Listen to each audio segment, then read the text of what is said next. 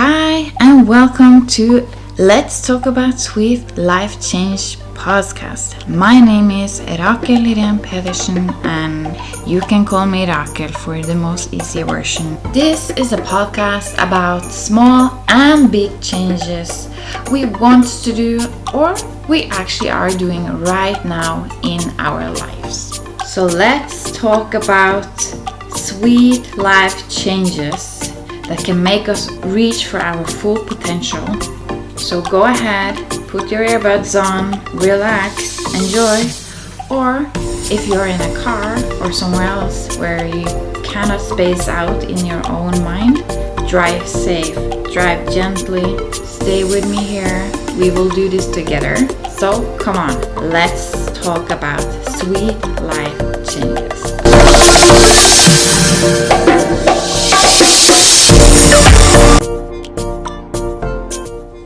Good morning, everybody. I hope you're good, and I'm very good.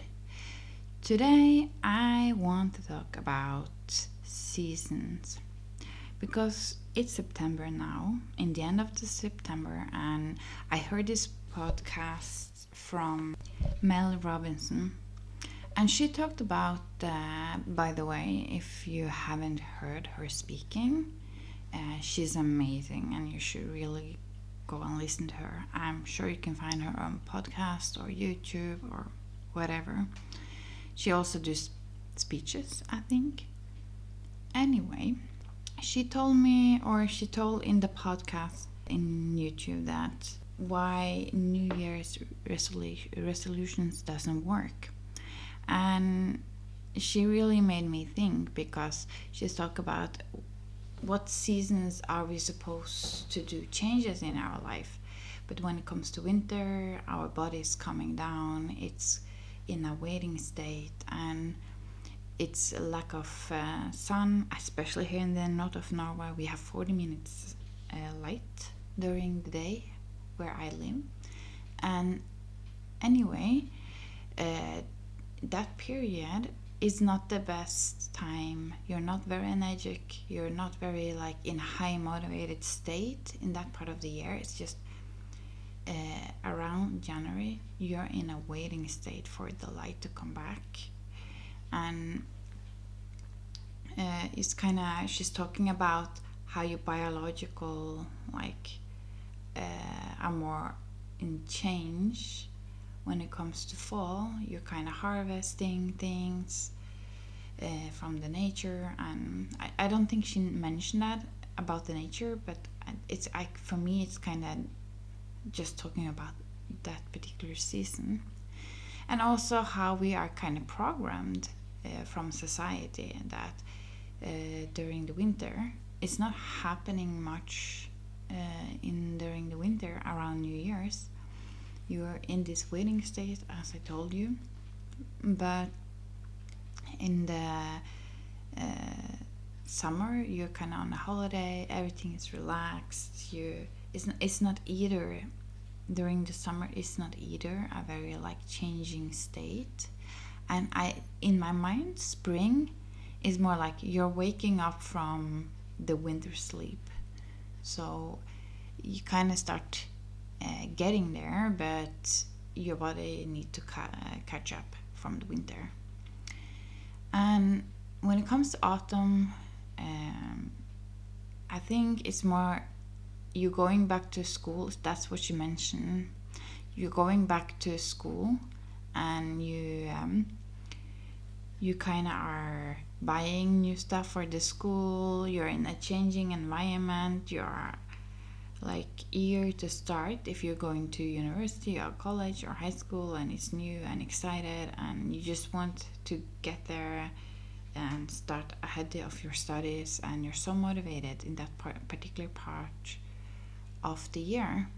And if you're going to change, it's the 4 next months from August, September, and you can do these changes. And if you're comparing it to being August to, or if you September, October from to December. It's like 3-4 months.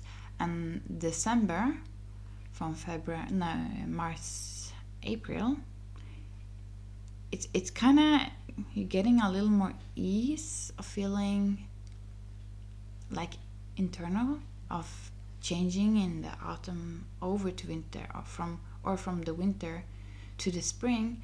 And I think that has to something also do about how much nutrition your body have, like biological, because in the winter, from we were caimans, we probably didn't have access, or we didn't have access to the same sort of food, at least not up here in the north. Here was just about surviving, and we have like certain plants that starts growing around April, and it's so nutrition. And people in the, like back in the time, used to make like soup and teas and all these things to get a high nutrition, right from from this just sprout out of the soil. And also, fun fact about these plants, they call it nestle. Fun fact about this is super nutrition right in the beginning, and then they lower their nutrition until the mid of summer, and then it's no point of eating them anymore. It's just a fun fact, but it's also kind of telling us how the nature knows people and animals need this particular nutrition now. So we need to make it a high level of nutrition in this plant in the beginning, and as the summer comes and you have more access to food, you can kind of lower that, and it's kind of getting in the background again. It's kind of fascinating how nature actually has built up so many things, and we don't realize it.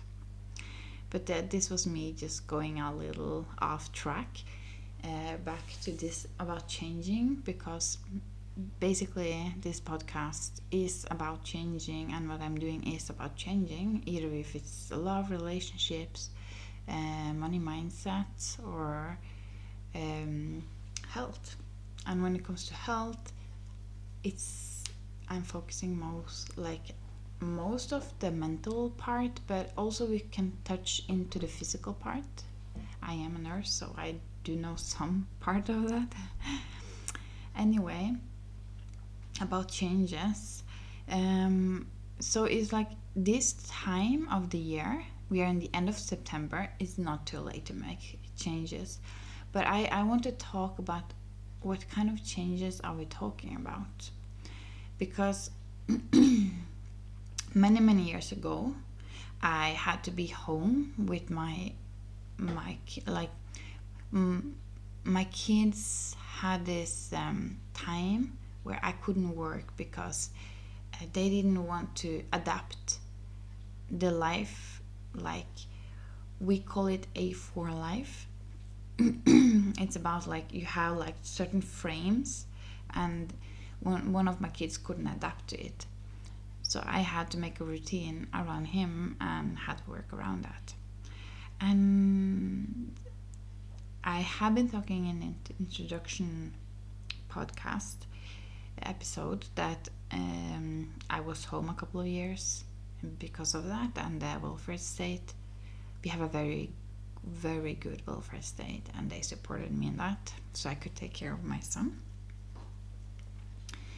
But I was so exhausted, because it's I remember one time I had tried to deliver my son for school, and I used 2 hours to get him to school. I was 2 hours late for my work, and but here the teacher are not allowed to touch the children, force them to be in school. So I had to be in the classroom for 2 hours so before he was okay, you can go, mama. And that happened because I was out of his routines.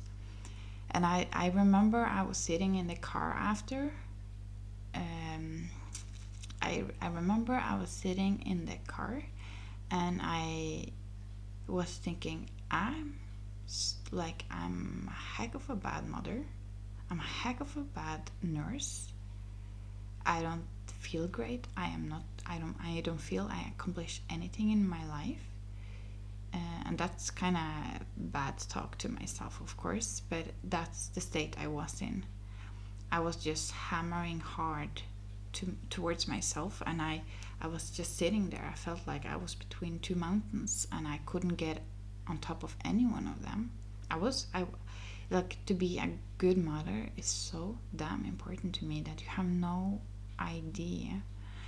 I kind of think it's the next generation you are filling up, and I want to fill them up with good things. And I usually tell my kids, like I tell them on a regular basis, remember, act like the world is a playground, not a war zone. And I want them to kind of know that there's so many good things to enjoy in the life, and you don't need to necessarily focusing on all bad things that happen in the world, because you will find it anywhere and anyway. So you can but you can also find good things everywhere. And sometimes I just don't think we are aware of that. Like, we are not so conscious about it, that that the good things are there too. And I remember I was just in this time, and I remember I talked to my boss. I had a really great boss, and she was very understanding about my situation. She said, okay, but what if we're kind of adapting his routine, and you can come in after when you're usually delivering him in the school, and then you just come straight here after. Can you imagine a more amazing boss? That I'm kind of amazed how great some people can be. So that's what I started doing, and I felt like I was a better nurse. And of course I was much more motivated. But to one point I was so exhausted, and I had to be home. Like I choose to be home, and I was allowed to do that. And the first time I just rested and slept, and I was just but it was good, but it wasn't a very efficient way of staying home, because I had so much negative self-talk, and I was just constantly in this negative state because the kids were so young, and I couldn't see the end of that tunnel, I just felt like I was walking in the dark, just like a zombie or something. Anyway, I just had to I understood I just had to pull myself together in some way, because my mindset was going in a bad place, in a very, very bad place, and I was thinking I just had to do something. And I start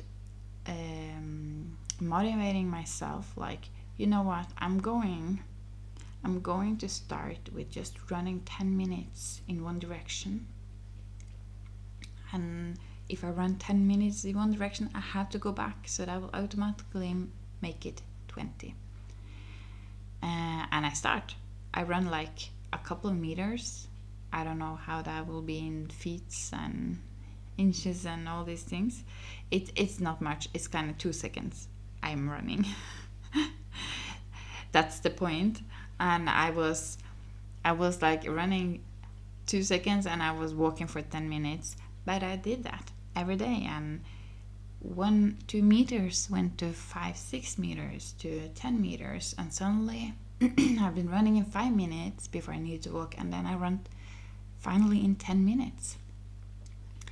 And the fun part I didn't think about when I started was I get further, and it's kind of just this good way of, like, a symbolic way, or to have a picture to show that, well, if you're just starting a couple of steps next day, will go so far, because of course when I run, I can run like it goes faster, so and I will get faster, like I will get longer distance on shorter amount of time when you run than you walk.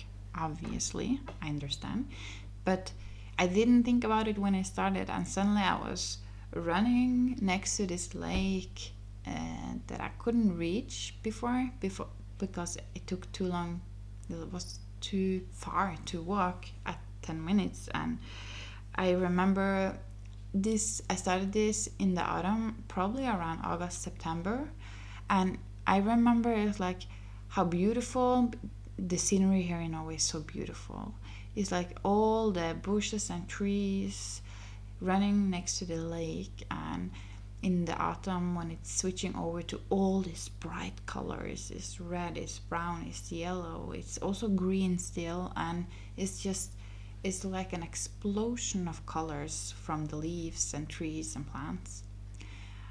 And a fox running over the road, and you can see a moose and the ducks, and we also have swans around that lake. So it's amazing. It was amazing, and it was only those 10 minutes. Pardon me. It was only those 10 minutes, and it was a very small change. I didn't say I'm going to change my work. I'm going to start working out 2 hours a day. I knew I would fail for that because my headspace wasn't there. It's the small changes that matters. I think I'm very like, you can do big changes, but the small changes matters most for me because they are also easier to stick with. And this is one of the changes I did in the autumn. And I if I go back thinking about doing this after Christmas, no chance. I would not start running in 20 minus Celsius degree here. It's like, why would I do that? Like, it's like, I don't know, it depends where you live. Are you living in a warmer area? You probably never run in cold climate. But when it's minus degrees, this is Celsius, not Fahrenheit, so it sounds pretty awful if you're more accustomed to Fahrenheit, but just Google convert Celsius to Fahrenheit and you will figure out how much it is. But 20 minus is pretty cold. I realize that, but it's kind of, we are used to it here. But if you're running when it's so cold, it feels like you're freezing inside like you're physically just freezing your lungs. You can run in the winter with no doubt, but I think you kind of need to work yourself up to that. Another change I want to talk about, because this is actually goes toward health, both mentally and physically. My motivation was actually the mental part, because physical is like, if you just say, I always been like, I come from very good genes. My family is very healthy, and also when it comes to like keeping yourself in shape, my family, I think, have a high metabolism because we don't put weight on us so easy. So I never had like a mindset that I need to change my body. So it was very a mental health thing. But as I go, I did of course recognize that my body is more fit. My body, I have more energy, and like to one point actually I got, and it's an addiction when you do it. I didn't do it every day. I did it like, I started to just have a goal to do it 3 times a week, but you kind of get addicted, and I start adding 4th and 5th, and it's good to have some resting days there. So kind of had, in the one point you're getting like, I know I actually have to restrain myself to do this because your muscle probably need rest, because obviously, I in like a way ahead. It's not like in 2 months I was running 2 hours. No, I got addicted to it. I don't run in winter. I don't like it, so I don't do it. But it's easier every year to pick it up in the spring, because you have this muscle memory. So it's not like you're starting all over again every year.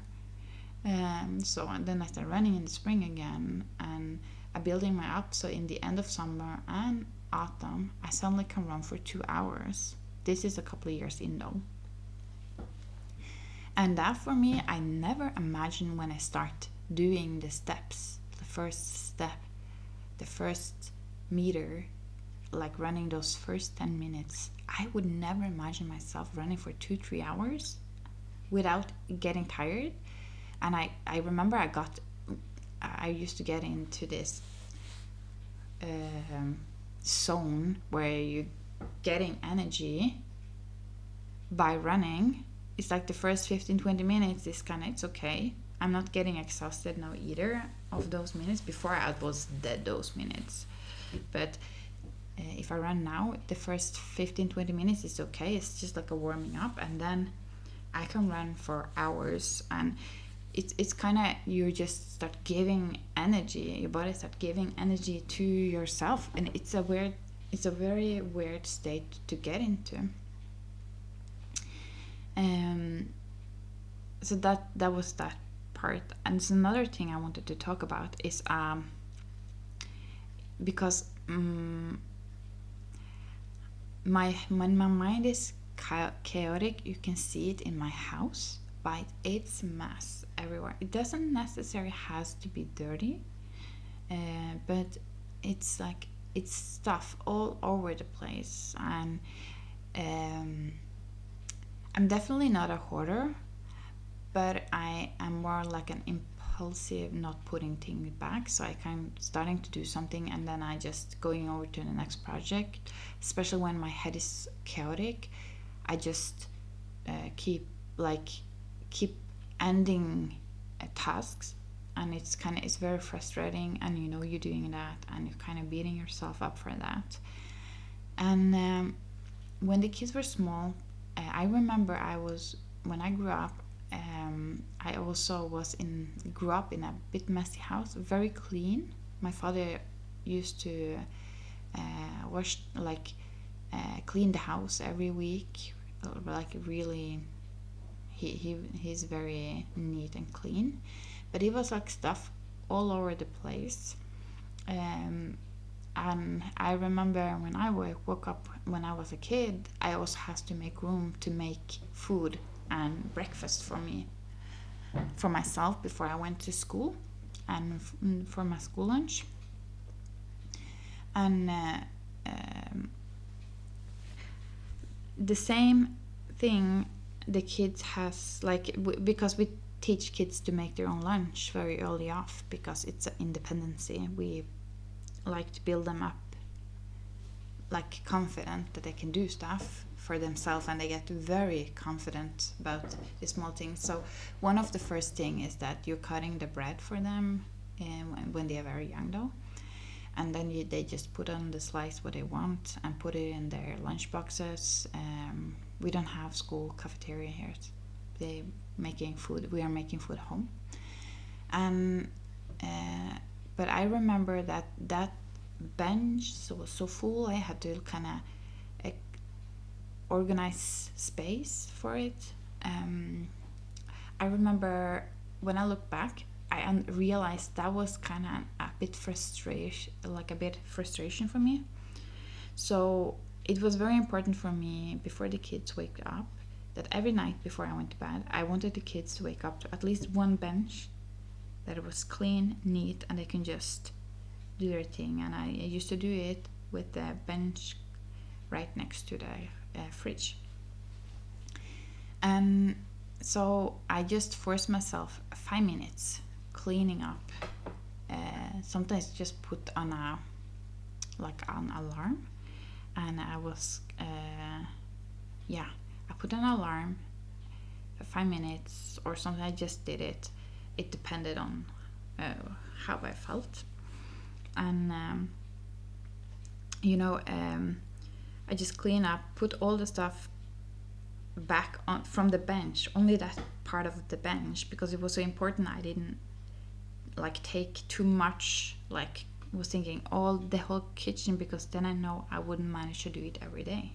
And this is what I'm talking about. This small changes is the changes that's going to matter, because you will not give up so easily on them. And I cleaned it up every day, and the kids came, made it breakfast, and went to school. And this thing is also, I realized that this is also something that's just start adding, because as they got older and I things was easier with them, I also start kind of implementing another bench. And now I have like three. It's like I have 3 benches in the whole kitchen, and some of them are smaller space, and so 2 of them are bigger. And then I started like, okay, I take 2 benches, and now every night I just clean the whole like kitchen, all the space on the bench. But if I started that way, I wouldn't manage to go through with it. So I am a big, huge fan of small changes. So maybe that's what it is about today. It's not always about which time of the year is actually best, because we're so motivated around like January, but then we are a bit. So most people have like in the winter has like the winter depression-ish thing. So it's not always depression, but it's like you can feel your mindset has a lower energy, and you're like, okay, I just need to sit still in the boat, if you know that expression. It's a Norwegian expression, to stay still in the boat. It means don't change anything, don't do anything new, even if you think it's just right now it's a good thing to just stay still and let things pass. And when the good times or the good moments come, you can kind of make the change, because then you're better equipped to do it. So I know for sure, when people ask me like New Year's resolutions, I always kind of say, okay, I'm going to make this weird, goofy thing that's kind of obviously I'm going to make. But like last year, I said, okay, I will drink more alcohol. And people was like, wait, what? Why would you drink more alcohol? The fun fact that I almost never drink alcohol is I have no particular reason. I just have a lifestyle there's not natural a lot of alcohol in my life, so I kind of, it's like if I'm going to have alcohol, it's like a very conscious decision for me that now I'm going to go and buy alcohol. And you, by the way, cannot buy strong alcohol in the grocery stores here. It's particular stores, and they're very short open hours. So it's a decision here to drink alcohol. So I kind of never drink alcohol, more or less. I don't mind it. I love red wine, a glass of red wine. It just don't drink it. So people was like, why are you want to drink more alcohol? Most people would say I will drink less alcohol. I say, yeah, no, I'm not there. If I'm going to have a New Year's resolution, I have to say I need to drink more, because as I had to say, I had to stop drinking alcohol, and I don't know why I would do that. But I was like, the fun thing is that there was a couple of parties I was invited to, and like some occasions I needed to go to, and so just before January, February was over, I already have like been drinking probably more than I did last year. So I was like, okay, no, I'm good. I did my resolution. I managed them. I don't recommend people using that as a resolution, but make a funny one. Like, oh, I will write a couple of pages in a journal, or I will buy a plant. Like, wouldn't that be amazing? New Year's resolution. I will buy 1 plant every month. It's like there's no particular reason why, but that will be really environment changing good thing, because plants is research that it is a good thing for us to have around us, living plants. But for sure, if I start running or starting with the bench in January, the running, I'm pretty sure I wouldn't manage to go through. The bench, maybe, because I also very high motivated for my children. So I have an incredibly high motivation for my children. But in the same way, I definitely see that everything that starts in this time of the year is definitive a better energy in physical and mentally and spiritual and all of these things, all the areas. It's just a better place. So Mel Robbinson is definitive into something here. Choose the season to change and but my recommendation is make small changes. This is like, if it's so stupid, things like the towels you're cleaning your hands after you help in the bathroom, and it keep falling down, and it's like you were like, whatever. If it's just, I'm going to change that every time that one fall down after I have been cleaning my hands, I will put it up again, and it will be there next time I come, or next time someone else in the house, if you're living with someone, is there, and it will actually do something for the environment you're in, or the environment you're creating for yourself. So it's small changes, even if it's just that. I would recommend choose one small changes. And by this, I think it's already a long enough podcast, a long enough episode. So I hope you enjoyed it. It's just a thought of the day. I was listening to Mel Robbinson talking about changes, and I was like, this is actually extremely inspiring, and I know what she's talking about, because I've done it so many times myself. I changed in several parts of the season, sometimes because I want to, and sometimes because you're forced.